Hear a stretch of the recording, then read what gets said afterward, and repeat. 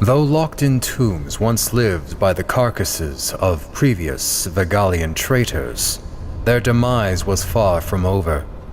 The entire of Vegala Infinity was called to alarms and distresses.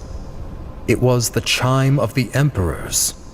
They would talk among the lessers, and with them the two cages containing Tyrant and Fate. All present were beholden to the powers above them, as they would proclaim of the traitors not once but twice, trying to smite not only their own colony, but all of Vegalian kind.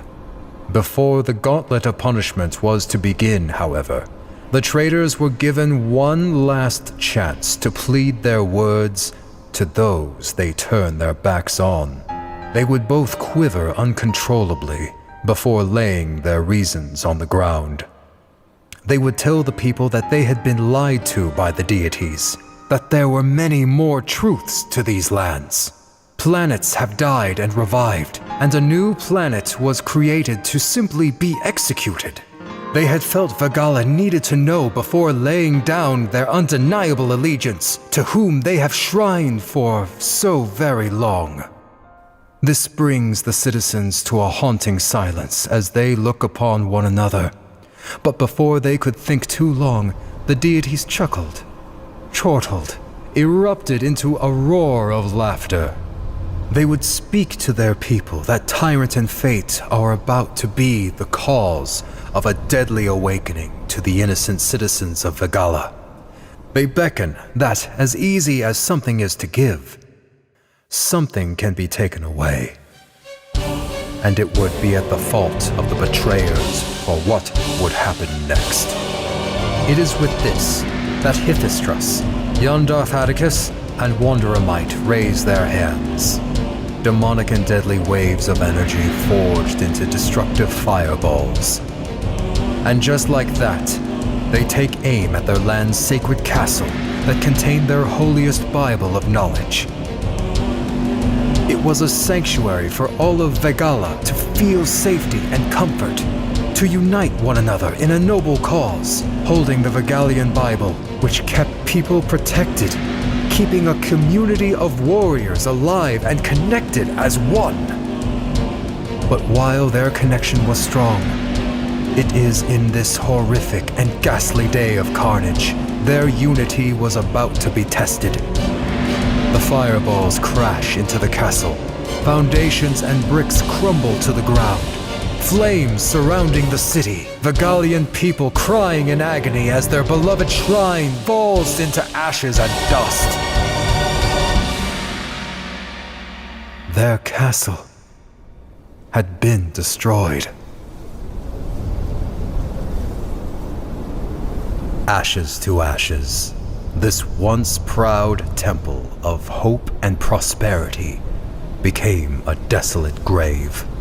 The deities had let Tyrant and Fate out of their cages to be used as hunted prey. But the people of Vegala were too horrified, weakened by the lustful vengeance from power-hungry emperors. All they could do was sit and cradle one another. Families huddling up to be shoulders to cry on. Vegala weeps. But as one tear falls, so does the weight of what it carried. Tyrant stood with his people and chanted a harrowing and powerful speech before those brought to their knees. Do you see, finally? Have your eyes brung themselves to attention? Look at what they did to our shrine.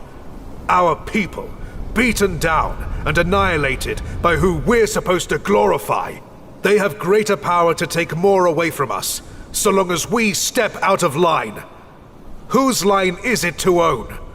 What order does this bring? It only tells us we were itemized and tied to the inanimate.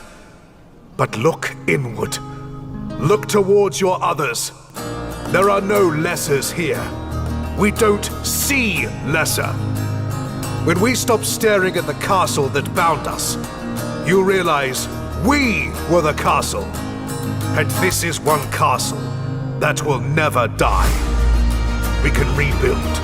We can repopulate just as quick as we can burn down, but we can never die. It's time we took back what is ours and rebel against the darkest monstrosity that plagues us all.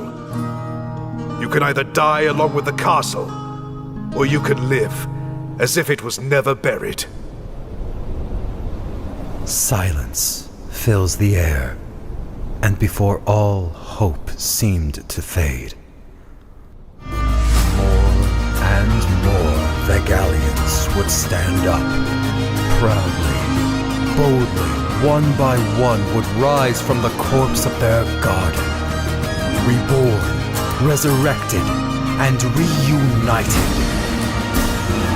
A loud cheer fills the air.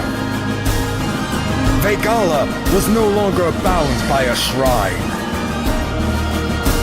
Vegala was the castle that could never die.